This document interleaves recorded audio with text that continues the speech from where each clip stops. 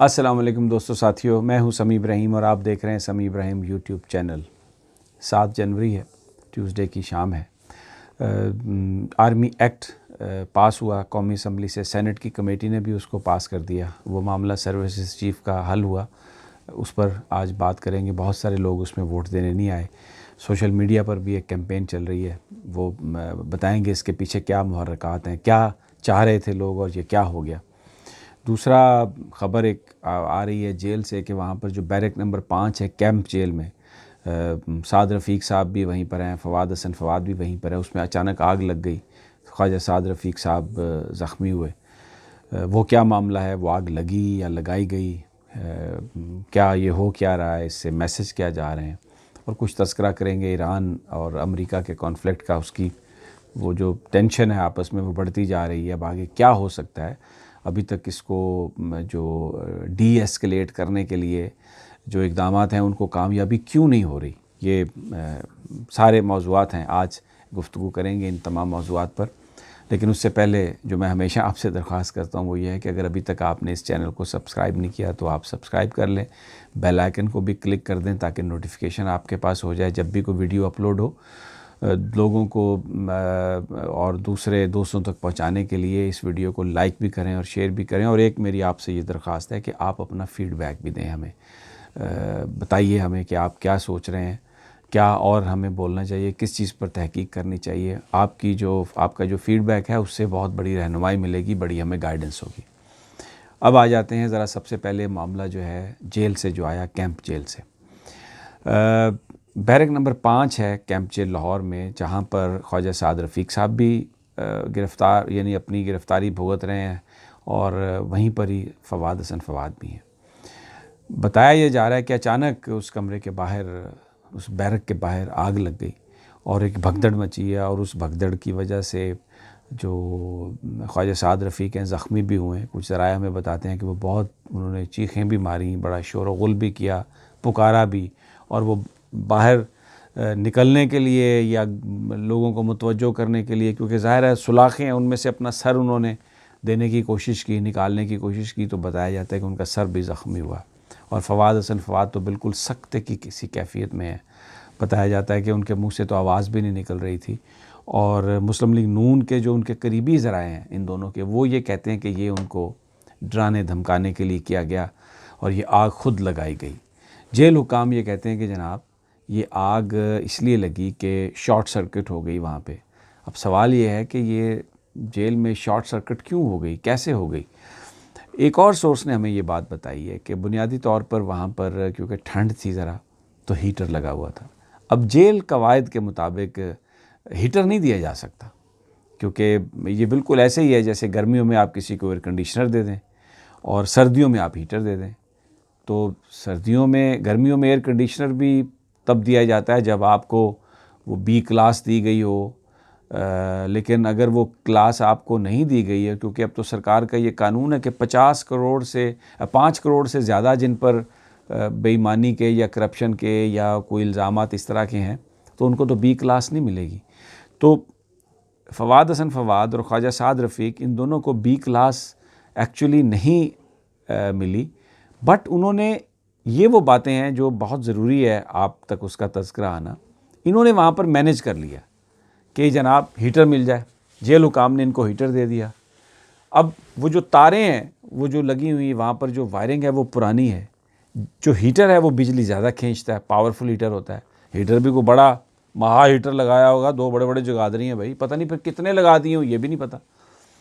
तो जो short circuit हो गई होगी, उससे पुरानी तारें हैं जवाब दे गई होंगी, जल गई होंगी, उससे थोड़ा आग लग गई होगी। तो ये बहादुर जो हमारे सियासतदान हैं, बहादुर तो बहुत हैं, जो उन्होंने चीखो पुकार शुरू कर दी, वहाँ पे वावेला शुरू कर दिया, उसमें ज़ख्मी भी हो गए। लेकिन बुनियादी सवाल ये है कि अगर इन्हें जेलों में हीटर मिले हुए हैं, बेड मिले हुए हैं, बावर्ची मिले हुए हैं, खाने मिले हुए हैं, इनके पास वाईफाई है, इनके पास टेलीविज़न है, तो ये जेल काहे की है भाई। ये क्यों देंगे पैसे लूटे हुए वापस, बिल्कुल नहीं देंगे। अब एक नई कहानी शुरू हो गई कौमी यकजहती के नाम पर। जब जी इन्होंने आर्मी एक्ट में इन्होंने वोट दे दिया है, तो अब तो लोग ये कह रहे हैं जी मरियम भी बाहर चली जाएंगी, लोग ये कह रहे हैं कि ये सारे भी बाहर आ जाएंगे। एक अजीब कहानी है। लेकिन बहरहाल ये जो आग लगने का वाक़या है, अगर तो ये आग लगाई गई है और तो फिर ये भी एक बुरी बात है कि आप जो अपने मुखालिफिन हैं उनकी बैरक्स के पास आप जेल में आग लगाते हैं, आप उन्हें डराते हैं। बाहर आपने वज़ीर रखे हुए हैं जो लोगों को घौंसे मुक्के मार रहे हैं, थप्पड़े मार रहे हैं, अपने गार्ड्स के साथ डरा रहे हैं।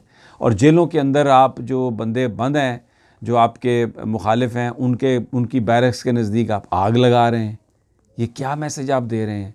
ये कौन से भाई मुल्क की या शहर की रियासत आप बनाने जा रहे हैं? ये तो इंतहाई नामुनासिब है। जेलों में जो मुल्ज़मान हैं उनको रियायत देना भी जिस तरह नामुनासिब है, इसी तरह उनको डराने धमकाने के लिए आग लगाना भी नामुनासिब है। ये काम ये तो फिर जंगल होगा। अगर आप इदारों को मजबूत करना है, कानून की अमलदारी करनी है, तो आपको भी कानून के अंदर रहकर अमल करना है। लेकिन ये इस तरह के जो मामलात हैं, ये तो बहुत ज़्यादा वो हो जाएगा, ये ठीक नहीं है ये जो भी है। लेकिन इसकी इन्वेस्टिगेशन की ज़रूरत है। अगर तो हीटर दिया गया था और वो तहकीकात करना बहुत ज़रूरी है कि हीटर क्यों दिया गया था। अगर किसी ने आग लगाई तो ये भी तहकीकात करना ज़रूरी है कि ये आग क्यों लगाई गई। और ख्वाजा साद रफ़ीक देखें, बहुत उन्होंने शोर मचाया, बड़ी उन्होंने आवाज़ें दी, जो लोग बताते हैं बहुत आवाज़ें दी, और वो यकीनी पैनिक में थे और उनको ये लग रहा था कि मैं शायद अब ये आग जो है ये कमरे तक पहुंच जाएगी और मैं बचूंगा नहीं। धुआं भी हुआ वहाँ पे। फवाद हसन फवाद से तो बात ही नहीं हो रही थी, इंतहाई सख्ते के आलम में थे और यानी बड़े खौफ में थे। और बताने वाले बताते हैं कि बहरहाल जो भी हुआ ये वाक़या ऐसा हुआ कि इसकी तहकीकात बहुत ज़रूरी है। अब आ जाते हैं आज जो आर्मी एक्ट वाला मामला हुआ, उसमें नून लीग ने सपोर्ट किया, पीपल्स पार्टी ने सपोर्ट किया। यार लोगों को बड़ी तकलीफ़ है, बड़े बड़े अजीब अजीब ट्वीट आ रहे हैं और कह रहे हैं कि बस ये बहुत ही जुल्म हो गया और ये डेमोक्रेसी की डेथ हो गई। नवाज शरीफ साहब ने तो वोट इसलिए दिया, जो उनके साथी जो जस्टिफाई करते हैं वो कहते हैं कि जी कि ये इस कानून के तहत जो वज़ीर आज़म का ऑफिस है वो मजबूत हुआ है, ज़्यादा बाइख्तियार हुआ है कि वो आर्मी चीफ़ में के ओहदे में एक्सटेंशन भी कर सकता है, उसकी तैनाती भी नहीं कर सकता और उनके इस इख्तियार को चैलेंज नहीं किया जा सकता। पहले भी वो ये इख्तियार इस्तेमाल कर रहे थे प्राइम मिनिस्टर्स ऑफिस, लेकिन वो शायद किसी अथॉरिटी के बग़ैर था, किसी कानून वाज़े कानून के बग़ैर था। सुप्रीम कोर्ट ने जब उसको देखा इस केस को तो उन्होंने हदायत की कि आप ये लेजिस्लेशन कर दें। तो अब ये क्योंकि कानून साजी कर दी गई है तो अब ये मामला पूरा एक तरह से सेटल्ड हो गया वंस फॉर ऑल। लेकिन बहुत सारे लोग ये कहते हैं कि ये हमें ऊपर दिखावे की बातें हैं कि ये इसको इन्होंने रूप दिया है कि जनाब ये office of the prime minister हम स्ट्रॉन्ग कर रहे हैं। बुनियादी तौर पर तो मामला ये है कि रियायतें चाहिए थी और ये इन्हें समझ आ गई कि भाई अब मामला बड़ा ख़राब है। नवाज शरीफ साहब बड़े घबरा गए थे जेल में और उन्होंने कहा कि या अल्लाह ये क्या है। और मरीम साहबा भी जब जेल में थी तो आपको पता है कि वो नफसियाती मरीज़ा बन गई थी, साइकेट्रिस्ट को वो देखती रहीं, मेडिसिन लेती रहीं। फिर उसके बाद ऐसी चुप लगी है उन्हें कि उन्होंने कहा कि अब्बा जी की तबीयत की वजह से मुझसे तो बोल ही नहीं पाता, मैं बोल नहीं पाती। और अब फिर ये ख़बरें भी नून लीग ने लीक की हैं कि जनाब मरीम साहबा को तो बड़ा एतराज़ है कि जी ये तो बिल्कुल नहीं होना चाहिए था और वो बगावत करने वाली हैं, वो इस्तीफ़ा देने वाली हैं। इस तरह की चीज़ें आती रहीं।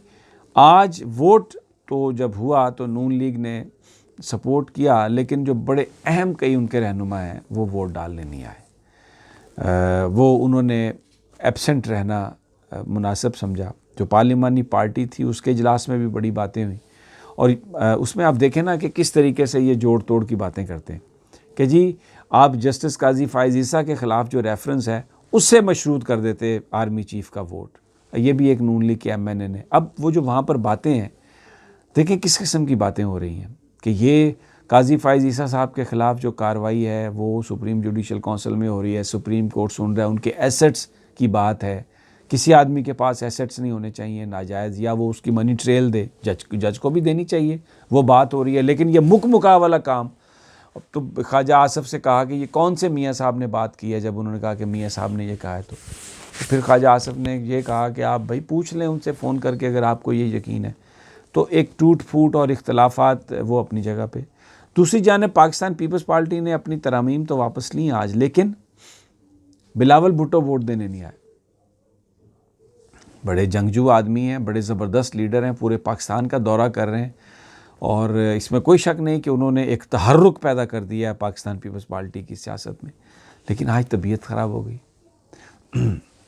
मुझे याद है जब फ़ौजी अदालतों का मामला था तो रज़ा रब्बानी साहब रोने लग गए, रोते रोते वोट दे दिए। इतनी हिम्मत नहीं थी कि वोट ना दें, रो रहे हैं और वोट भी दे रहे हैं। तो मुझे वो लतीफ़ा याद आ गया कि वो पूछा था किसी ने कि तू क्यों रो रहा है, तो उसने कहा जी मुझे कल फिर बुलाया उन्होंने, बस। तो ये रोते रोते ये सारा काम करते हैं। अल्लाह ताला खैर रखे। अगर आपने हमायत करनी है तो आप खुल के हमायत करें, मुखालफत करनी है तो खुल के करें। ये जो आपके जो बातन में जो इसे कहते हैं खुब से बातन, ये इस तरह से इजहार ना करें इस बात का कि जी मैं तो वोट देने नहीं आया। उधर मौलाना फजलुर रहमान, मैंने अपनी पिछली वीडियो में भी कहा था कि माल मांग रहे हैं, कश्मीर कमेटी का माल मांग रहे हैं, बेटे के लिए वजारत मांग रहे हैं, वो दुकानें जो मुल्तान में गिरी थी वो वापस मांग रहे हैं, अकरम दुरानी के ख़िलाफ़ कहते हैं मुकदमा वापस हो जाए। यानी इस किस्म की डिमांड्स इतने बड़े अहम मामलात पर, और वो दाई हैं, गुफ्तगू करते हैं जो जमीयत उलमा हिंद बात करती है, जो कश्मीर को भारत का अटूट अंग करार देती है। लेकिन इसमें कुछ चलें मसले थे भी हैं, इसलिए कि जो बड़ा सेंसिटिव एरिया है जहाँ पर मौलाना फजलुर रहमान का इन्फ्लुएंस है, तो यार लोग कहते हैं कि ये भी एक अच्छी स्ट्रेटजी है कि उस इलाके में लोगों के सामने मौलाना फजलुर रहमान ये कह सकें कि देखें जी मैंने फ़ौज को वोट नहीं दिया, ताकि वो जो उनकी हमायत है वो भी इंटैक्ट रहे। तो वो फिर अपोजिशन भी अपनी, इक़्तिदार हुकूमत भी अपनी, सारा कुछ ही अपना है। तो इस किस्म की जो बातें हैं, जमात इस्लामी का तो मसला वही है, वो बहुत तंग है, क्योंकि कश्मीर जहाद के नाम पर उन्होंने बड़ा फ़ौज से माल बनाया है। और जब ये पिछले 10-15 साल पहले, 20 साल पहले जब उनका रोल कम कर दिया गया था, उनका रोल ख़त्म कर दिया गया था और ये दूसरी बहुत सारी तंजीमें आ गई थी, मैंने पहले भी कहा अपनी वीडियो में, तो वो अपना रोल मांग रही हैं। तो इसलिए उन्होंने आज शोर शराबा किया। उन्होंने कहा जी हम वो उसमें बड़ा स्पीकर साहब ये इस तरह की बातें की, एहतजाजन वाकआउट भी किया, लेकिन टेक्निकली वोट से अब्सटेन किया उन्होंने टेक्निकली। तो वो अब ये नहीं कह सकते, कोई बंदा उन पर ये इल्ज़ाम नहीं लगा सकता कि उन्होंने मुखालफत में वोट दिया, लेकिन वो ये कह सकते हैं छाती अपनी यूँ चौड़ी करके कि जनाब हमने तो वोट नहीं दिया, देखें हम तो फिर अपनी बात पे डटे रहे। तो ये इस किस्म की पॉलिटिक्स हो रही है। लेकिन जो दूसरी जो ख़तरनाक ख़बरें हैं जो हमारे लिए, हमारे मुल्क के लिए, इस ख़त्ते के लिए, वो ईरान और अमेरिका की एस्केलेशन जो है वो बढ़ती जा रही है। अब जंग इस तरह से शुरू होने वाली है, बात इस तरह से हो रही है। अमेरिका कहता है कि हमने टारगेट अपने बना लिए हैं 52, क्योंकि इन्होंने हमारे 52 लोग कैद किए थे। ईरान ने भी एक नया फिगर दे दिया कि 290 साइट्स हमने भी टारगेट, हमने भी इस पर फायरिंग, हम भी उस पर हमला करेंगे। वो जो एक उनका ईरान का जहाज़ गिराया गया था, उसमें वो कमर्शियल एयरलाइनर था और उसमें 252 अफराद थे, 290 अफराद थे। तो ये एस्केलेशन किसी के वो नहीं है, हक़ में नहीं है, और इसको अभी तक डी एस्केलेट नहीं हो पा रही। अब अमेरिका ने इसमें मज़ीद तेल फूंक दिया। वो ईरान के वज़ीर ख़ारजा जो यूनाइटेड नेशन के इजलास में जा रहे थे, उनका वीज़ा ही डिनाई कर दिया। भाई अगर आपके मुल्क में यूनाइटेड नेशन है तो आप हर बंदे को आने का वीज़ा दें। नहीं जी हमारी मर्ज़ी, हम वीज़ा दें या ना दें। बहरहाल इस दुआ के साथ कि अल्लाह इस टेंशन को कम करे और हम सब पर अपनी रहमत करे। इंशाअल्लाह अगली वीडियो में जल्द नई ख़बरों के साथ हाज़िर होऊंगा।